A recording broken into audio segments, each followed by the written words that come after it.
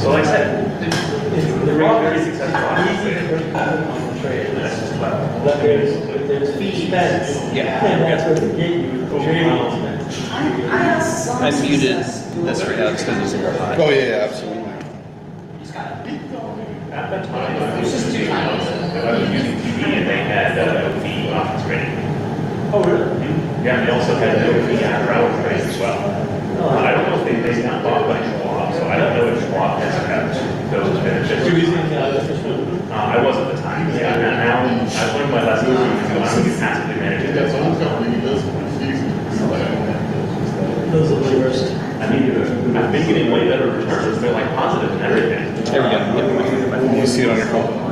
Real different portfolio. Yeah, it's got like a 20-second delay. I got a little bit of DHYA as well. I guess that's technically actually. Yep, there we go. It's a little far. That's the one. That's the other thing is it thinks that I'm in the something small. Just follow somebody else. Oh, yeah, let me hop on the Discord. True. Because people send us questions there sometimes. I mean, we could have a place to sit and get on that. Alright. We just don't over a 10-year period, you would really expect to get about the same returns. You bought every basket. You bought every. You know, a lot of stuff you do, you know. Just like it is now. How would I know what's about Good, you do say that. That's it's like, it's,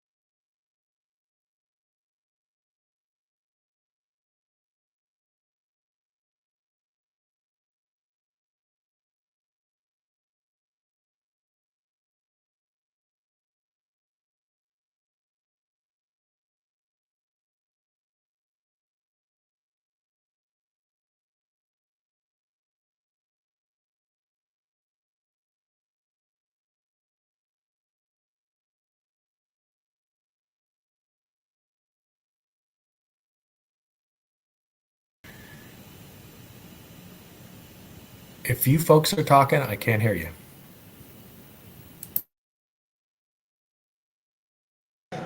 So we'll start in about 3 minutes, Rick, okay?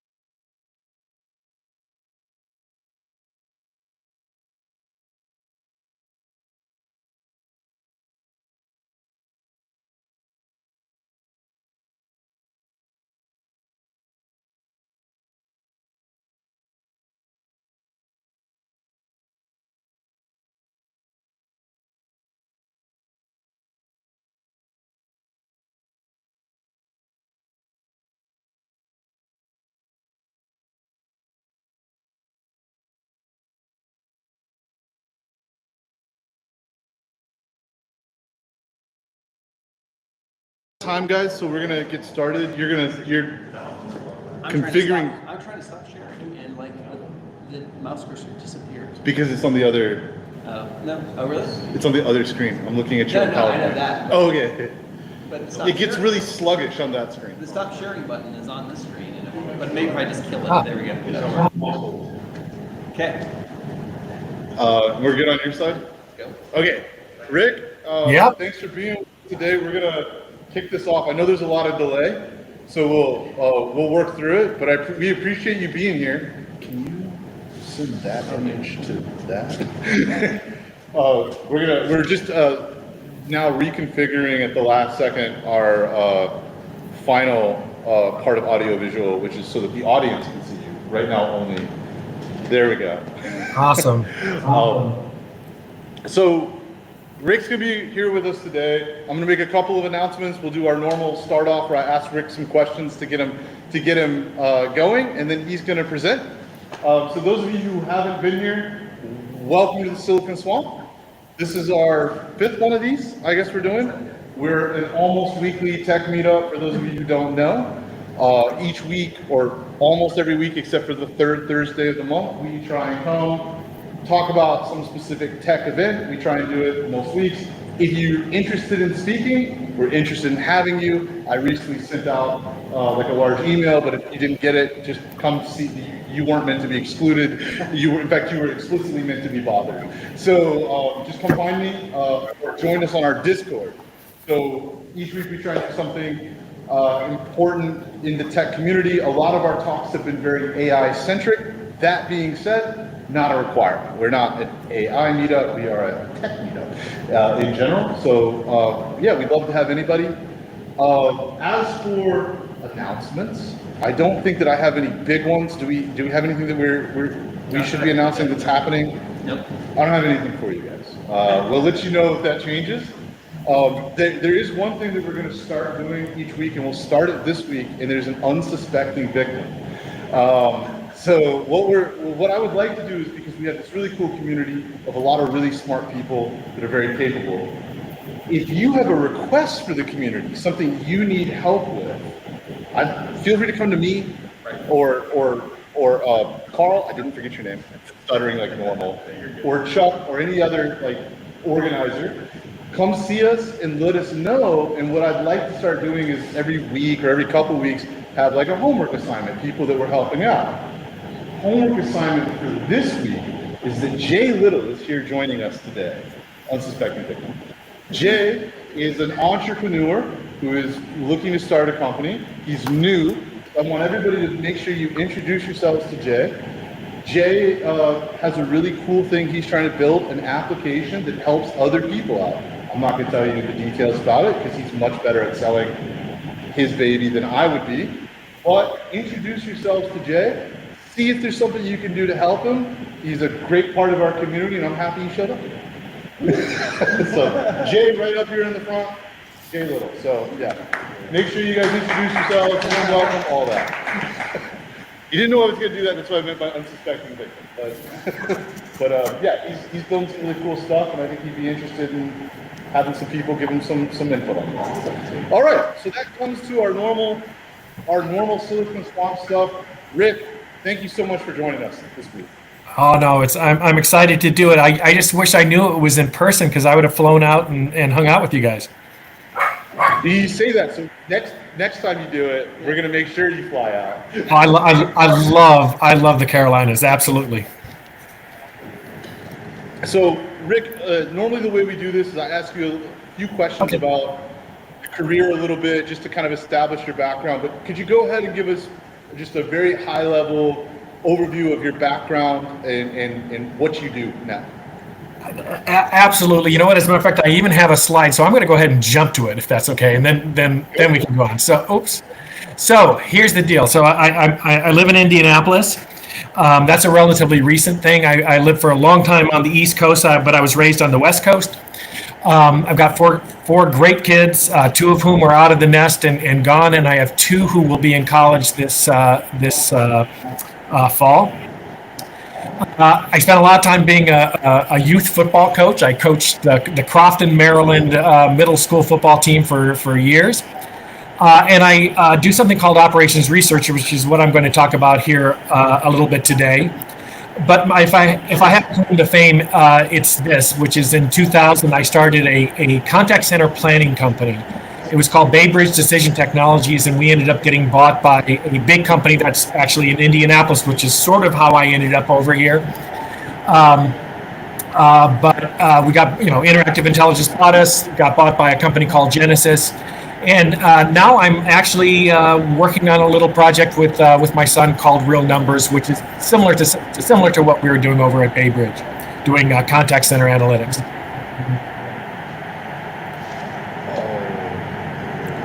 Okay. Can you guys hear me okay? No, we can hear you fine. Okay. We just realized we can't see your slide. But we can on YouTube. So like the stream is working. This is okay. But it will be like 80 seconds behind. But it's super behind, isn't it? No, it's that you're not up to date yet. All right. Another small technical difficulty. All right, we're figuring it out. Hit the live button. Oh, perfect. Okay, there, that worked. Okay. So great. Tell us a little bit. How did you get into tech? Well, that's a great question. So I started out going into college to be a civil engineer, and I went to Purdue University out here in Indiana, and went through college, finished my undergrad, was starting grad school. I was one semester into grad school. Went out to do a summer internship where I was doing structural engineering at a big nuclear power plant, and realized while I was doing this that I absolutely hated it. And so here I am, halfway through getting my master's degree in structural engineering and realizing that I didn't like it at all.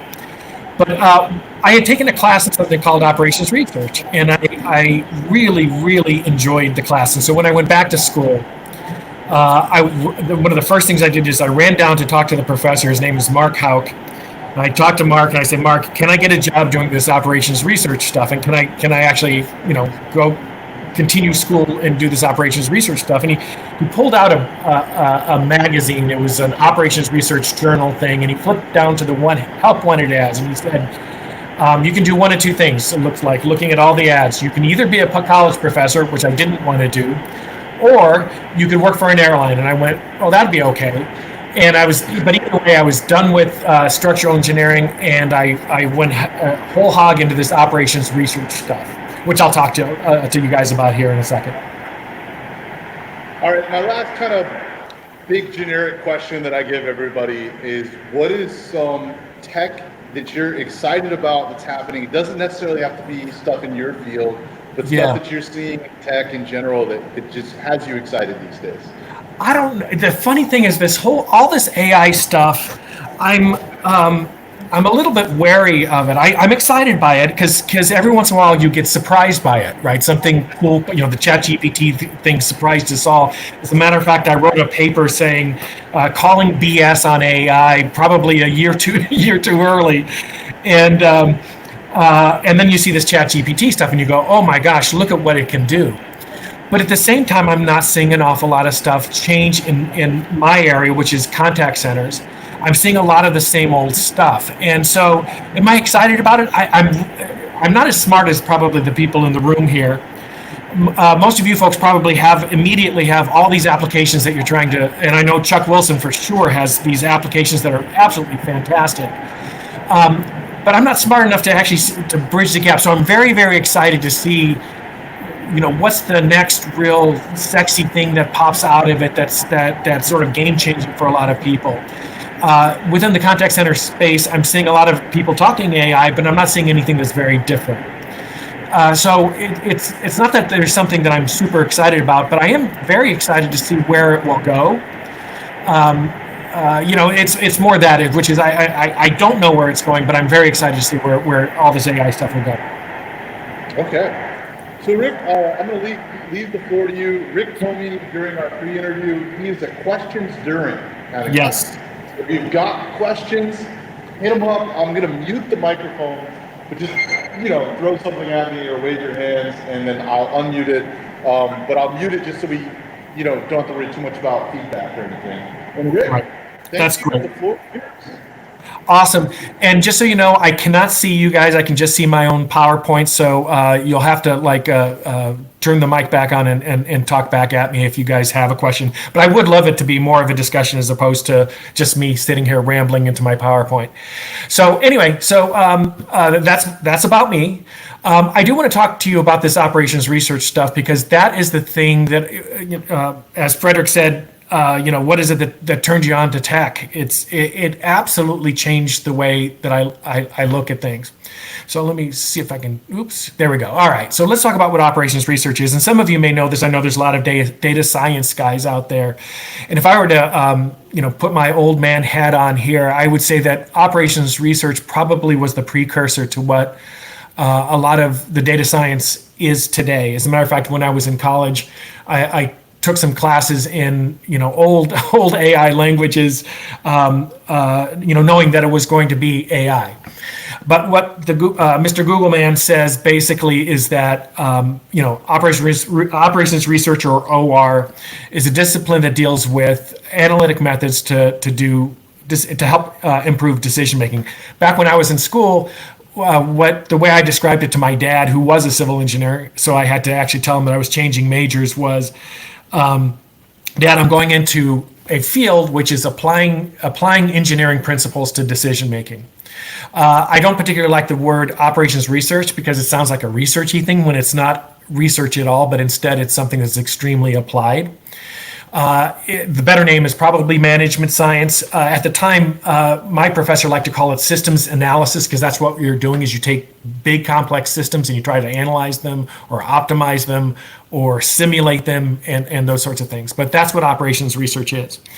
And in general, OR is centered around building computer models of things or systems. And for example, the basic stuff that it does is it either predicts something, which basically is you take history or you take data and you use it to forecast something that's important to you, or prescribe something, which is you have this very complicated system, and what you'd like to do is you'd like to optimize some aspect of that system. So a prescription model, or a model that prescribes a solution, is generally something that will help you make sense of and come up with a good solution to a business problem that's extremely complex.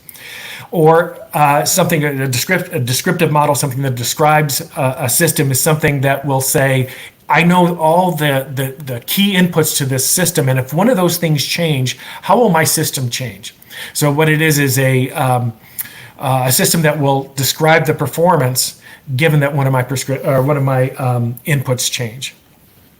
So let's talk about two of them. So we'll talk about these descriptive models, which are simulation models. And I don't know if any of you guys have played with the simulation model, but it is one of both of the technologies I'm going to talk about today are actually really, really fun. It's one of those things where when you see it, you go, wow, this is super, super obvious what it does. And what simulation models are typically used for is providing what-if analysis of something that's complicated. So it describes how a system will behave under different sort of scenarios is really what it is. And so what you can do is you can take an operation, say, for example, like we've got a production facility and we make steel.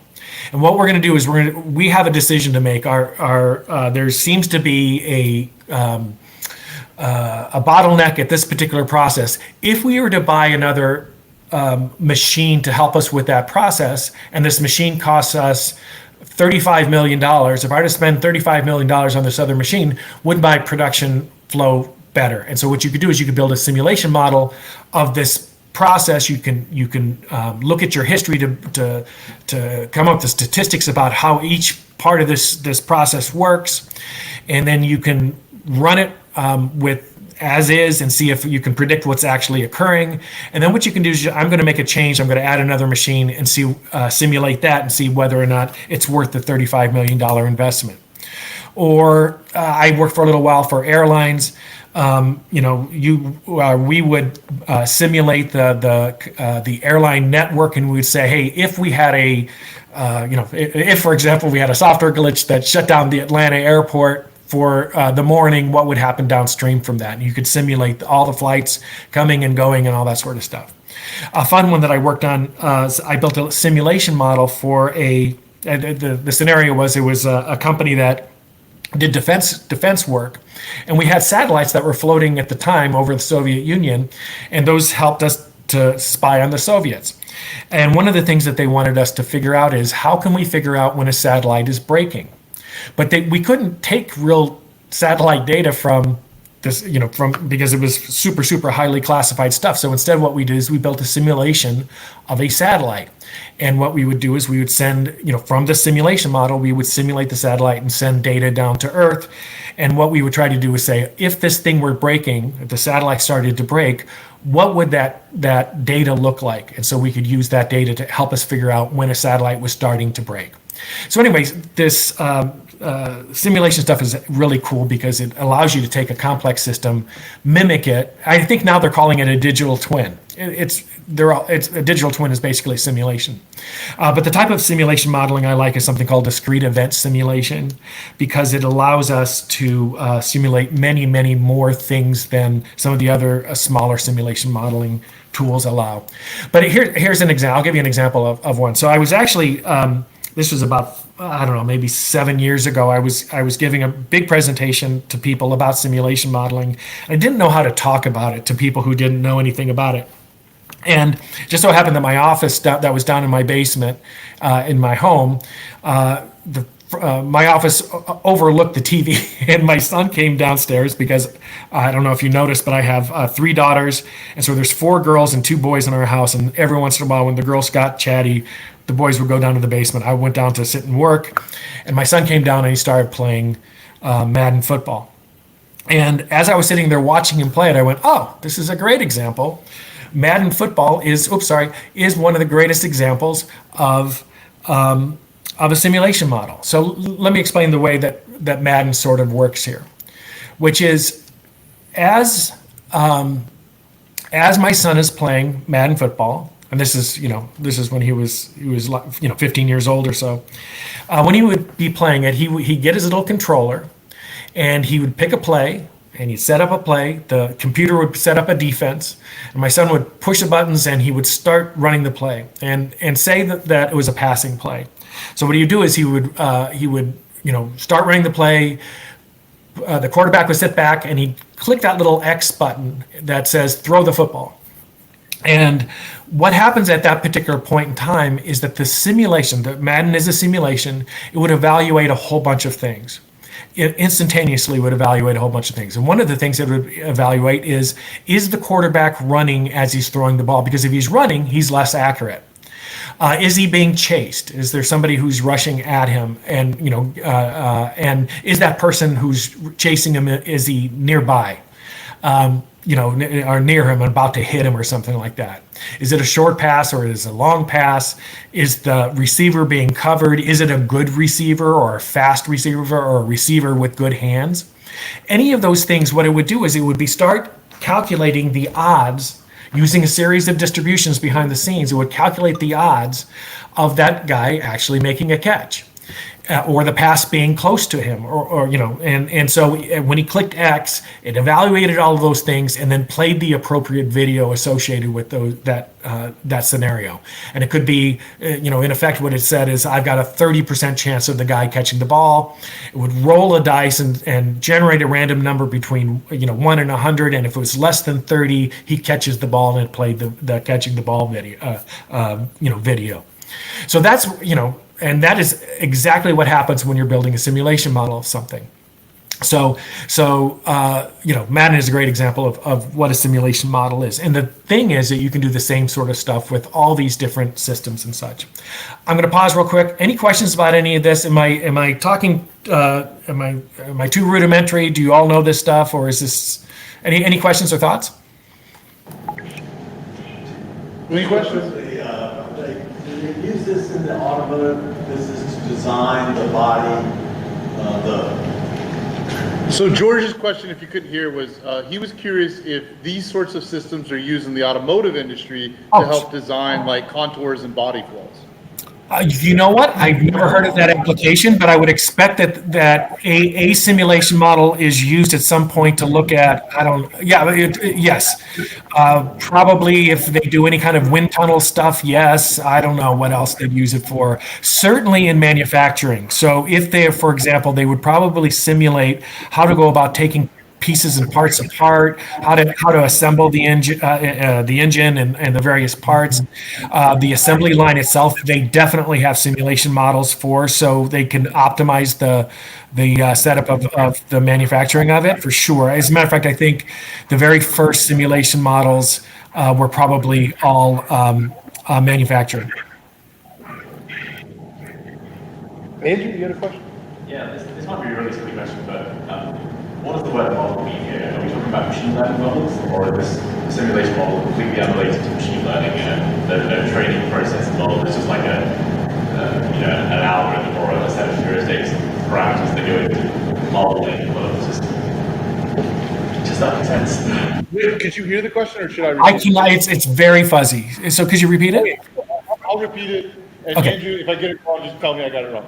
So Andrew's question was, when we're talking about models here, are we talking about machine learning models that sort of like take sort of training, or are we talking about like discrete algorithmic models that sort of go through step by step and try and predict and replicate something from there? So when you say model, what do you mean?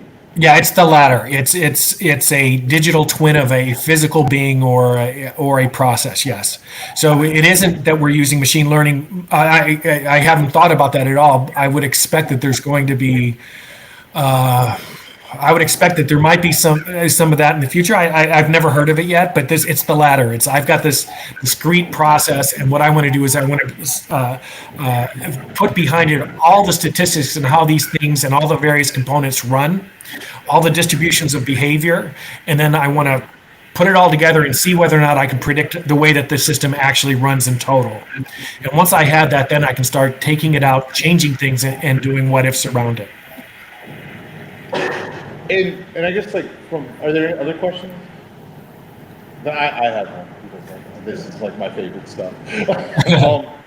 Could you, if it's not in your slides already, and if it is, just pump this. But if it's not, could you talk a little bit about how do you determine those like distributions that you use as inputs, and how do you figure out like the connections between the different systems you're modeling? Yeah, so something like a football game is pretty easy. I'm going to show you my next slide. Doesn't answer the question directly, but I just Googled simulation model for call center, and this is what one actually looks like. But to answer your question, this is where having data is really, really important. So something like a call center, and I'll explain. I imagine most folks don't know what a call center is, other than we call them and they answer the phones. There's an awful lot of data that you can derive from a call center. It's one of the more data rich processes out there. But in general, what you want to do is you want to know so if I have I'm manufacturing something and I have a manufacturing process, each one of the components, I probably have statistics as to how well it runs, how fast it does its thing, how often it breaks down, how often it generates a product that doesn't pass QA. It has all of these kinds of statistics around it, and what you want to do is take those statistics and plop it into your simulation model, because you have history, and that's what its history is. For a call center, and a call center is basically it used to be a building where you'd sit down a whole bunch of people who are all answering phone calls all at the same time. But what it is you have a machine which is calls coming in, queuing, which is basically waiting for a specific phone agent to answer the call. There's different rules as to what kinds of calls each individual can take. Some people are trained on this, some people are trained on that, some people are good at this, some people are bad at that. And what it's trying to do is it's trying to optimize the contacts coming through so that the right call goes to the right person. Also, you have information about when people work, because people go, show up to work, they show up at different times of the day. People take breaks and take lunches at certain times of the day. Some people are faster at things, some people are slower at things. Some calls are more complex than others. There's all these, there's some skills, like, for example, you might have somebody who speaks Spanish versus some people who's bilingual versus somebody who only speaks English. So all of these things make this process really complex. So the kinds of data that you would pull into this are things like, and an interesting one is how patient my customers are. So you will actually have statistics on when customers hang up on you if they have to wait too long before the call is answered. Or, for this specific type of contact, what is the distribution around handle time? I have, if I have call center data, I have all of that information. When do calls come in? What time of day are they busier than other times of day?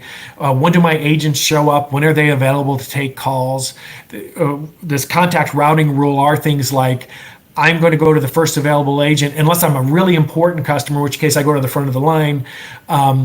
If I'm not an important customer, I might be handled by somebody who's a lot less senior than somebody else. You can set up all these really weird rules that make this whole process really, really complex. And so what you would want to do is you'd want to take all this information, plop it down into your simulation model, and run it through what happened yesterday and say, here's the number of calls I got like yesterday. Does my simulation model give me results that are similar to what actually occurred yesterday in terms of how fast I answered my calls, how many people hung up on me, how busy my agents were. Oh gosh, what else? I don't remember. But anyway, the idea is that you're going to build a model of a specific operation, feed it real data, and see whether or not your simulation model mimics the reality, your history. And if so, then you can sort of take it out for a spin and start answering questions of it. Now we'll talk about some of those questions. Hey, I did have one point. I don't know if Chuck Wilson is there, but Chuck, if you scan the room, and if at any point in time I'm either going too slow or too fast, by all means, let me know, okay? Or you can add some color commentary because you know a lot about call centers too. Chuck is totally here. Good. He's busy acquiescing to your request. Nice. Andrew, another question. It sounds like there's a ton of data required to calculate the statistics required to make all these simulation models meaningful or accurate. Is part of the art of creating a simulation model that collecting those metrics or collecting that data in the first place? So Andrew's question was, it seems like there's a lot of data that's required to build one of these, and is part of the art in what you do actually figuring out strategies to collect and represent that data? Yes, to some degree, although lately it's gotten easier because just by virtue of the way that call center software works nowadays, it's much easier to get to data. But in general, there always has been a little bit of an art to it, in that everybody has sort of different views as to what data means. A great example is one of the primary drivers, one of the more important metrics is how many people hang up on you. And the reason why that's important is because that's the point at which you're pissing off your customers. If somebody hangs up on you, they've waited too long, they hang up on you, they're mad or they're certainly irritated, right? And you don't want to irritate your customers. But people have different definitions of what that means. Some people will say, I don't want to even include anybody who doesn't wait more than 10 seconds. If I hang up before 10 seconds, I really wasn't. It wasn't a serious call, or maybe I called the wrong number or something like that. But I have seen some people define that as being less than a minute or less than 10 minutes. So if they hang out less than 10 minutes, they don't even consider that a bad thing because those people weren't serious about talking to me. But it all has to do with the definition of why I'm calling, or what kind of company I am, or what expectations I've set with my customers. So to some degree, getting the data nowadays is a lot easier, but defining what's important actually is the thing that's a little bit of art. Very cool. Try to see if anybody else. Well, okay. Yeah. Very So cool. All right, so I'm going to go ahead and switch to a different technology. It's something called, we call prescriptive models, but what they are is, you've also heard them called optimization algorithms or optimization models. The thing that's so neat about optimization models is they have a very, very cool attribute in that if you set up an optimization model, and if you set up your problem in a correct way, and you feed it to an optimization algorithm to solve your problem, one of the things that pops out is that it can find you the absolutely best solution mathematically possible. So in business, especially if you work for a big company, you'll hear people say, well, we're going to optimize this process, or I've optimized this and optimized that. And what they mean is I've improved it. But when it comes to optimization algorithms, what we typically mean is we found, if we say we optimized, what it means is that we found the absolute best solution possible based upon the way that we set up the problem. And so optimization models serve to prescribe a solution to something. And it means the absolute best, mathematically provable best solution possible. So if you set up a model like this, it can have some really, really big impact to whatever operation you're trying to prescribe a solution to. The one that I like, and the one that's sort of like the basic one that people learn if you're learning about optimization, is something called a linear program. It's extremely powerful, but it's also pretty fun. And I think I explained that here in a second. Yeah, let's talk about that for a second. So the way that a linear program works is it's sort of like solving a puzzle. What you do is you take an operation, or you take a business problem, and you structure it in a way that you solve it. It's basically you set up a series of linear equations and linear equations. And there's two types. One is an objective. It says, I want to maximize this function, or I want to minimize this function. And that becomes it's called an objective function. And the rest is you set up a series of constraints saying that these things have to be within this, I'm trying to think of a good example for you.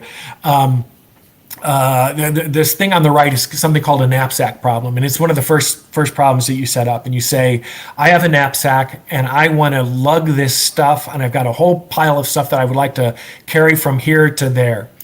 And my knapsack is only so big. I can only carry so much weight. And what I want to do is I want to take all of these things, all of which have different value, and put it in my knapsack and carry it. And there's constraints saying that I can only carry so much weight. And so one constraint say, all of the things that I carry has to be less than, in this case, 15 kilograms. You can have a size constraint saying it can only be this much volume of stuff that I carry or whatever. And super simple concept. I take these things, I write it out as a math problem, and I send it to a solver, and the solver comes back and says, here's the answer to your solution. And the neat thing about it is it will be the best answer to that solution. So if I can structure my problem in such a way, then I can come up with the best solution mathematically possible. Interestingly about the knapsack problem is I do believe I heard about this. Like I said, it's one of the first things that you learn when you're learning a linear programming. It's a simple problem, but they use that to figure out how to best load the space shuttle when the space shuttle was being used. How many scientific experiments can I carry in my space shuttle? Given I had a weight constraint problem, I only had so much weight I can put on the rocket, and I only had so much space to put these things in it, and so much time that I could have my astronauts doing your science experiments. And so that became a knapsack problem. But there are a whole bunch of really cool real world problems that are solved using these technologies. The technology that was the reason it was built in the first place. There's a guy named George Dantzig during World War II who came up with linear programming, and he used it for this very specific purpose, which is we had cargo ships that were going from the U.S. to England during World War II, and we had German submarines that were sort of floating around between in the Atlantic, and they were trying to shoot down or sink our cargo ships. So they had to put a certain number of destroyers around them. And the effectiveness of the destroyers was basically a problem around each destroyer. I'm making up a rule. 2 destroyers could guard 1 cargo ship, say, or if I had larger or convoys, then I could spread them out a little bit more, but I needed a certain number of them, and I only had so many destroyers. And so what they did is they tried to figure out the best way to route cargo ships back and forth to England, and the destroyers that would actually guard them. And so that's how they came up with linear programming in the first place. But other things that people use it for, I've personally used it to build employee scheduling algorithms or production scheduling algorithms. How do I best schedule stuff through a production process? Probably the most elegant thing I ever worked on was a credit card strategy sequencing algorithm. How do I best figure out what to do with the people who are my customers? Someday maybe I can come on out and we can talk about that one. But it was probably the most elegant thing I ever worked on, and it had some amazing repercussions into what how much money I saved the little credit card company. Here's the thing that got me into this, though, which is when I was in college, and so this was in that one semester when I was still a structural engineer, but this is the class that I had taken. I was taking a class, and an operations research class, and I got assigned to a project with my professors. Now, the project was, we have a hot strip mill is a production facility that takes big bars of steel, heats them up, squeezes them with a bunch of little rollers, or actually not little, gigantic rollers that squeeze steel and turn it into a roll of steel. We've all seen rolls of steel on trucks driving down the highway, and this is the process that makes those rolls of steel. And there's different. Each roll of steel had a different hardness to them. They had different properties associated with them, different sizes, different thinness of the steel, and all this stuff. And the sequence that you make the steel actually had a big, important. It helped the process go faster or slower. If I made the sequence wrong, we would have to change those big rolls that squeeze the steel. We'd have to change them more often. And so what they did is they hired my professors to work on a project to try to figure out how best to sequence steel so that it didn't damage the rollers and production would be a lot more smooth. And my professors in the year before came up with a new algorithm that improved the steel manufacturing process by 5%. And the company Bethlehem Steel was ecstatic. 5% improvement in steel production was a huge deal to them. Would save them millions of dollars. And I was in this class, and I was taking another class called Network Optimization, and I was in this class, and they told me about the project, and I was going to join their little team to help, because they got more money to do more analysis for them. And I was sitting at McDonald's, and I had just learned about something called the traveling salesman problem. And I thought, my God, goodness, this sort of sounds like I could use this for the steel mill thing. And I sat down and I had a pen and paper and I got some McDonald's napkins and I started drawing out a little, chart. And I went, I think this could solve the problem. And so I went back, told my professor about it. He was unenthused because they were working on something else, but he said, go ahead and work on this thing. And so what we did is we turned the problem into a linear program. And when we solved the linear program, the improvement that we got, so they gave us 4 schedules. The improvement we got was, instead of 5%, we improved things by 71%. Instead of 5%, it was 44%, 60%, and 78%. And what's interesting about this is, think about it, it's something that you could draw on a napkin. Could massively improve the efficiency of an operation because you're using a technology that improves things in a tremendous way. The one thing I will tell you is every single time, 100% of the time that I've taken a process, built a linear program to improve it, the improvement that we got was super significant, saved millions and millions of dollars. And that was one of the reasons why I was sitting in the steel class, and I actually asked the professor, I said, if I do a better job of designing this steel beam within this building, would I save a lot of money? He said, oh yeah, you could save $1,000 per beam. And I went, well, how many beams? They said, well, there's 3,000 beams in this building. I said, oh, so I could save 3,000 times 1,000. Okay, that's how much money. But I had just saved the steel mill company much more than that. So this is kind of cool. This is what actually hooked me into going to this operations research stuff. So here are some of the kinds of problems. Any questions about this stuff, guys? We're talking about two different technologies. Are we good? You have no questions. I mean, awesome. Okay, awesome. Well, see, these are some of the kinds of problems that I solved. Was there a question? Did I hear? Nope. Okay. These are some of the problems that I've solved. I did build employee schedules for airports. That's which is kind of cool. We actually, I don't know, we saved, I think we were able to reduce our staff at our airports by like 15% by simply doing a better job of scheduling the employees. This was years ago. Now there's schedulers out there that use LPs and such. We built a simulation model of a call center to help us evaluate what to do now that I was working for Northwest Airlines and Southwest Airlines was coming into our hubs, and we were absolutely paranoid, and we're going to cut our prices dramatically. And so we knew we'd get a lot of phone calls at our call centers, and we wanted to know how many people to staff, and we used simulation modeling for that. I actually built a little call routing system at a time when call routing systems didn't exist. I used some optimization around queuing models, which was kind of cool. This little one with the asterisk, that's what we're going to spend a little bit of time talking about, because I ended up building a business for this, which is a staff planning system for contact centers. I built some collections optimization systems and a collection scheduler. Someday, maybe I can talk about this to you guys. A collections optimization system and some credit scoring things. And then what happened was I was at a little credit card company, and we found out that Wachovia Bank was going to buy us.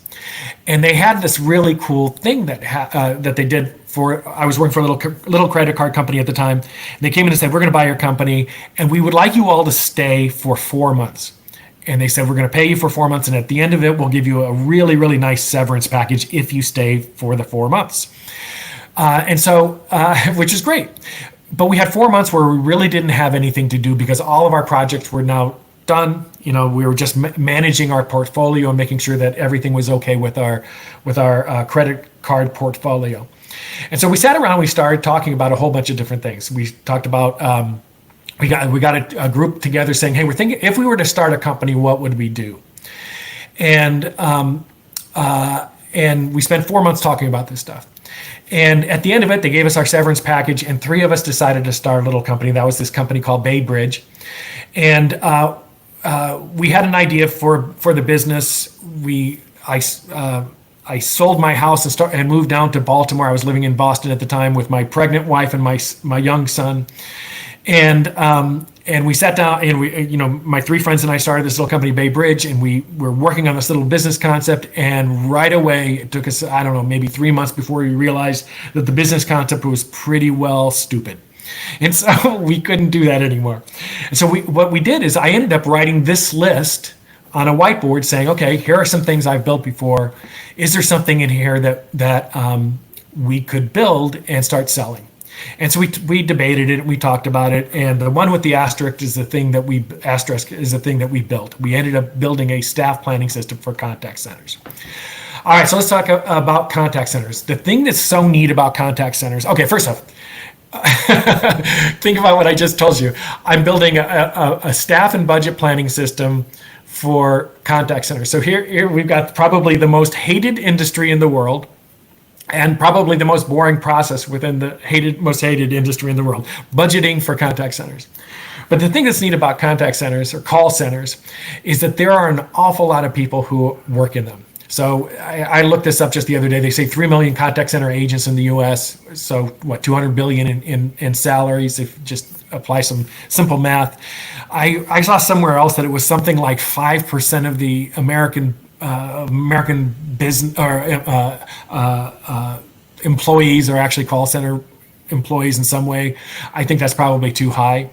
But the idea is that within a company, the call center is often the number one or number two cost just because it's so people rich. There's so many people who work in it. And so at the time, I had built a contact center planning system. And when we started talking about doing this, what we knew is that there wasn't software out there to do what we were talking about doing.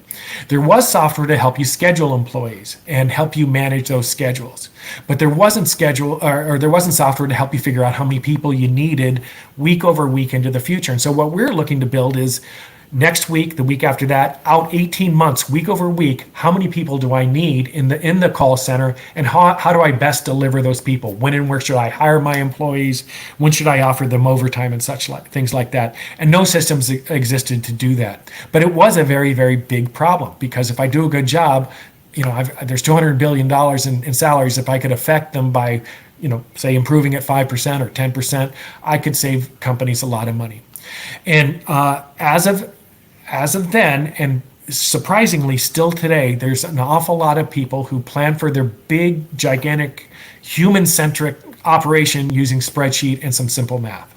So what we ended up doing is we ended up building a system to do exactly that. So what does the system look like? It really has four components. One is we help people forecast. So we use forecasters.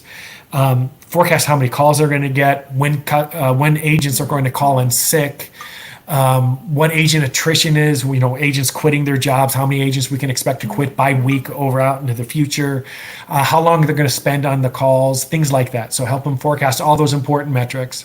Then we're going to simulate the contact center and say, if anything changes to my environment, here's what would happen to the contact center. And then what we're going to do is use a linear programming hiring optimizer or overtime and undertime optimizer. So we're going to help you craft optimal staffing plans. And then what we're going to do is we're going to roll that into a budget. And the idea being, what we want to do is automate that whole process, use all of these technologies that are best in class technologies to help you go from forecast to hiring to budget, and do that in about 5 minutes. That's the goal to a system like this. And that's what we built. Any questions or thoughts? Any questions? Staffing? You guys get it? Yeah, I think we're all following the thread pretty well. Okay, are we bored? Jeff, are they all bored? Oh wait, Andrew's got a question. I guess how do we fit into what exactly you're building here? Is the code custom for every business we can build a simulation for? So the question, Andrew, is well, how do these simulations get made? Is this a bespoke, custom piece of code that you have to build for each individual customer, or how does that work? It was bespoke in that. It is no. The answer is no. It is not bespoke in that we're not building code every time that we. Or we're not developing code any time that we have a new customer. What we did is we built a system that was generic enough that we could have, as long as we had our data ducks in a row, we could feed it to a tool that would automatically build its own simulation models and then feed it back to and check to see whether it was accurate. So what we ended up with is it was custom for every customer, but the model, and so the models were custom for every customer. However, it wasn't custom in that it was all automated. So we built automation code to go ahead and build those custom models for everybody. So everybody's system was different, but I didn't have to build it. It took data and it built its own thing. As a matter of fact, the thing that I'm going to show you next will show you sort of how we did that. Fred, quickly, is this small business oriented as well, or is it just a medium large business? Yeah, what kind of businesses, what scale of business? Oh, that's a great question. What scale of business could take advantage of something like this? Would small businesses see advantages as well, or is it mostly for medium and large scale? Well, I would think the answer is everybody who, in this particular case, anybody who has a contact center, they can see value out of it. But I would say there's probably a critical mass that you need to spend the time to do all of this stuff. When we were selling this software, we would typically say 100 agents to, I think our biggest was something like 30,000 agents. So there are companies that have, there's a company that I was talking to a friend of mine who manages a company that has 100,000 people who answer the phone every day. And our sweet spot was probably 1,000 to 10,000 agents was sort of our sweet spot. Although we did have customers who were like 100, 150 agents too. But there has to be sort of critical mass to spend the time to do all of this stuff. Frederick, how am I doing on time? Because I really thought I was going to be done by now because I talk fast and here I'm not.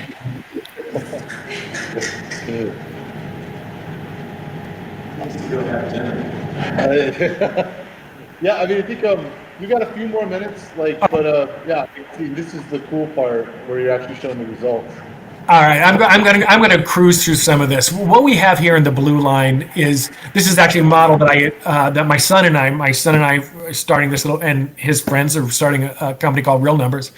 What we did is we ended up simulating a call center, and then what we tried to build is the analytic process that would automate taking data and coming up with its own model that's so that see if we could mimic the quote real world, in this case a simulated call center.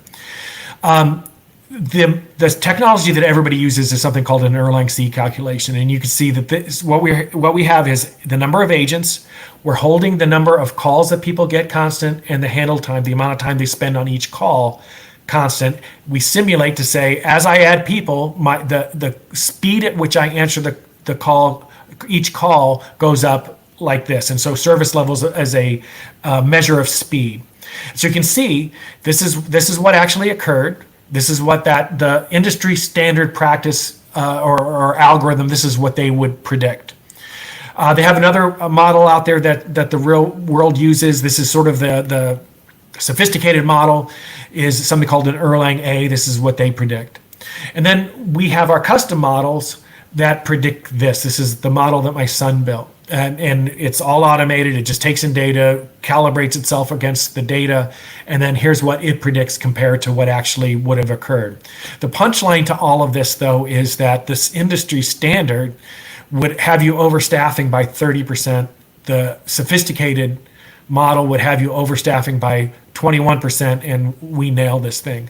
This is the sort of order of magnitude improvement you can get by simply not using something completely generic, but actually customizing a model for every specific contact type in this particular case. If you think about it, if I have 1,000 agents, somebody get out a calculator, 30% of them is 300 agents, multiply that by $60,000 per year is what you pay these people, and that's the savings that you sit by simply doing something a little bit more sophisticated.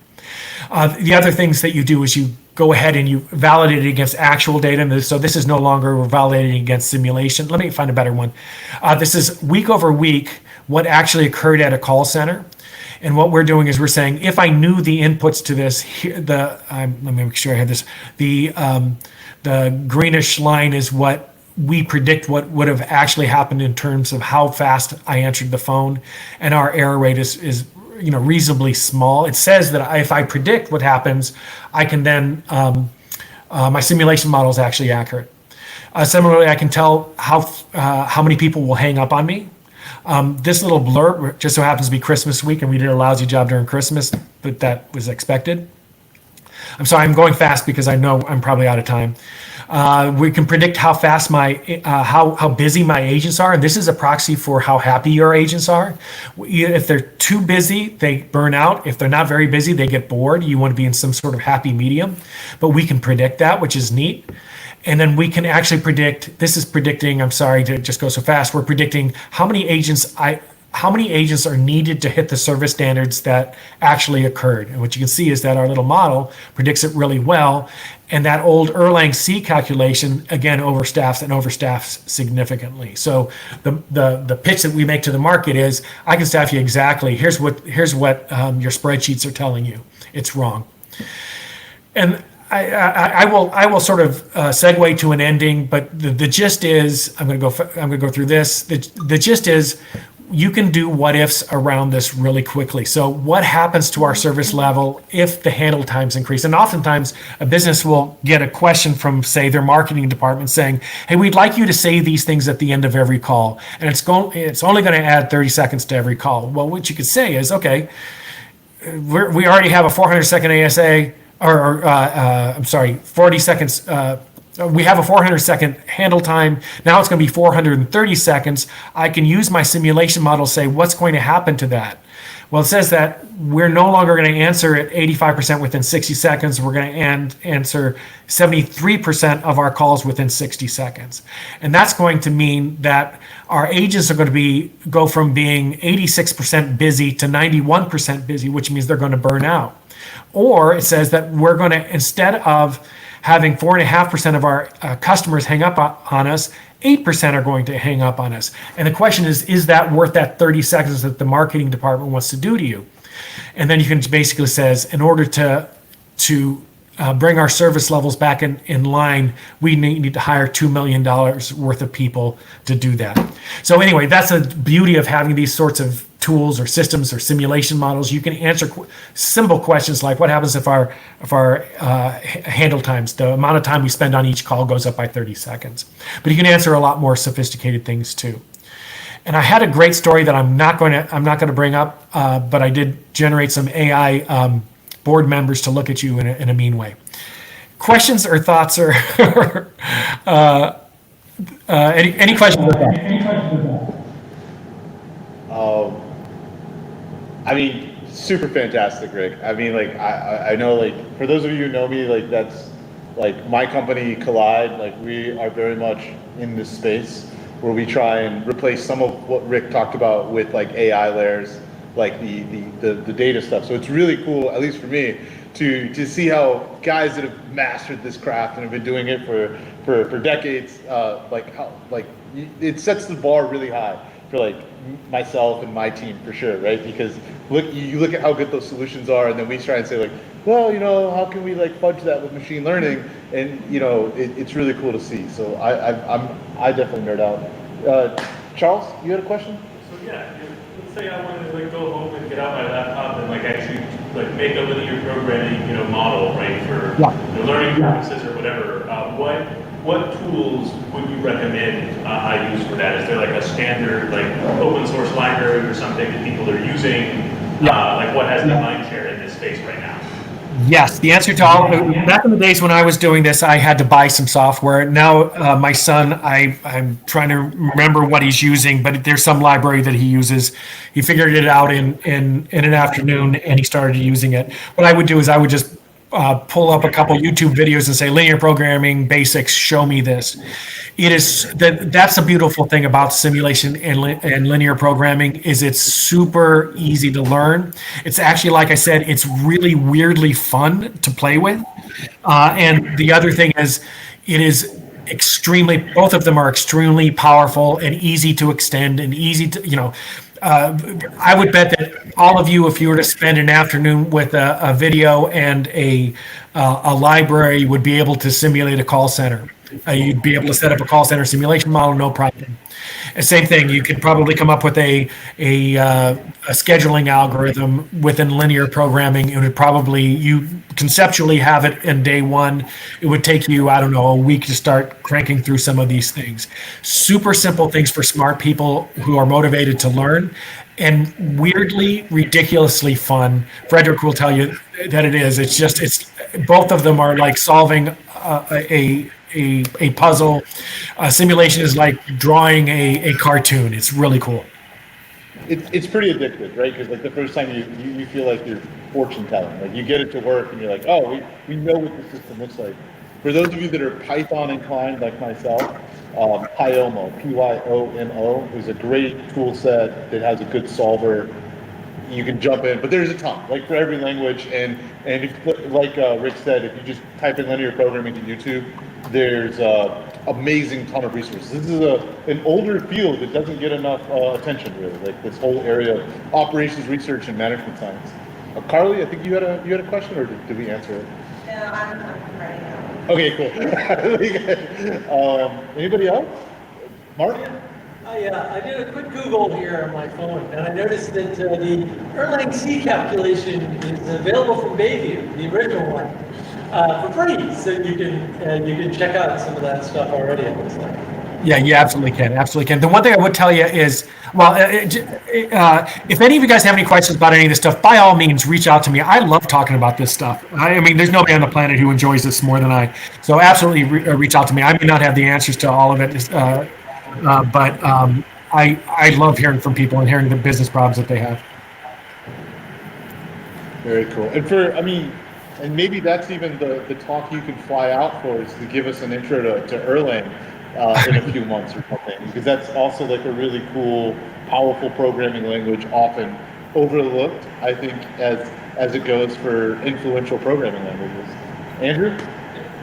You obviously build a system which, is able to create these models, call centers or contact centers. Why that industry and what other industries would be targeted with these models? Are they kind of reusable to other problem spaces, or would it be quite a kind of model specific? Hey, Frederick, I did not catch that one. No, I know. I real quick. No. That's on me. I actually muted it because we were getting a little bit of feedback. So the question is, Andrew, again, if I'm getting it wrong, just let me know. How well can these why call centers? Like, why did you choose to attack call centers specifically? And how well do these types of models go into other industries? And can bits and pieces of those models be used in other industries? And how reproducible and reusable are those little elements? I think they're reasonably. If they're not reproducible, they're certainly. They're modifiable for other sorts of industries. I know, for example, the trucking industry uses a lot of the same sorts of algorithms, and you would say, how is that possible? But when you look at the business problems, they're actually fairly certain. The reason we dropped into call centers was because it's where the money was, right? Call centers, at least in those days, it was one of the most data-rich environments, but it was still relatively virgin territory, and there was not software like the software that we were considering. And I had some experience beforehand where I knew that they had a business problem that was important and real at all the companies I had worked at before. So it was one of those things where it was what I knew. It was a people-intensive operation, which meant that it was expensive, and I knew that we could improve the staffing for all of these different companies and save them a lot of money. Charles? So I guess kind of maybe a breadcrumb or an anecdote that's kind of related to other applications for these types of techniques. I don't know specifically about like that exact type of linear programming, but I have seen SAT solvers apply for place and run problems. So that's typically like maybe I have a circuit board and I know that I have 10 chips and I know how they need to be wired up and I don't care how they're laid out, but I want you to put it on the circuit board so that maybe, the total trace length is minimized, or so that, interference between the components is minimized. And so I've seen SAT solvers used in that type of scenario. That's maybe better for like a discrete use case, right, where like something's either placed here or it's not placed here versus, something that's more in between, like how many units could I fit in the first work today? And stuff. You'll probably see some related techniques like integer linear programming, VSAT, those types of solvers being used. I haven't personally coded that stuff, but I've read other people's papers about it. I think I caught like a third of that, but the interesting thing is that I believe that that circuit board optimization problem was actually a traveling salesman problem, which is what I used to do steel mill scheduling. So the same exact algorithm would solve both problems. I think, obviously, one of the things that's interesting about your space, right, is I think we and those of me that are people like myself that are sort of machine learning and AI inclined, right? A lot of the tasks we look at are sort of actually just pattern matching tasks at some level, right?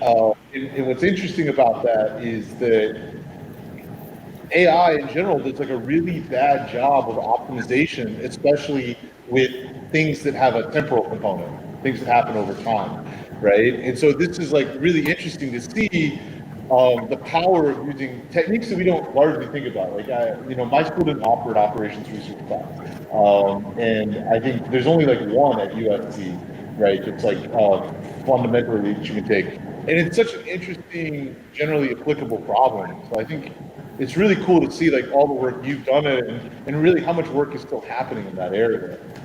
Are there any other questions, or I was like, Jeff's got a question. I think, Rick, I really appreciate you taking time. As you know, Oh, of course. I'm a huge fan of everything that you're about. And I hope that we'll be able to get you out here in person, and so that you can actually hang out with us for the next one. I would love that. I would love that. All right, we'll let you guys go. Everybody, big round of applause for Rick.